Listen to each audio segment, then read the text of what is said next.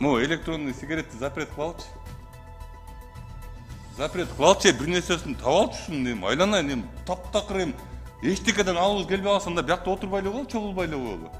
Бул деген бул улуттун ден соолугун өлтүрүп аткан нерсе. Улуттун, кыргыз улутунун ден соолугун өлтүрүп аткан нерсе. Мен дагы бир жолу айтып кетем. Могу жерде жанагындай хайп, майп, андай мындай нерселерге каалашынча акча коротобуз биз. Бюджеттен акча коротушубуз керекпиз ушул нерсеге дейсиңер дагы.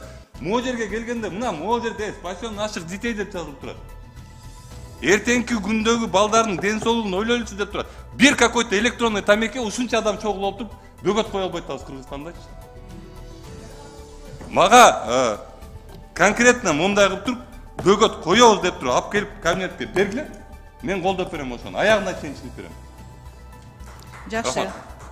Биз колдойбуз. Я предлагаю вот этот закон об общественном здравоохранении внести вот этот ваше предложение о запрете вообще всех электронных сигарет. Вот в это общественное здравоохранение нужно ввести. Нет, давайте введем, только ошону до конца жеткиреличи. Бир 7 миллион калк туруп балдарыбызга сонун бир павильондордо бир бизнесмен алып келип сатып аткан бир электрондук тамекини жаба албай атабыз, бөгөт кое албай атабыз ошого. Эмне чогулуп отурабыз биякта?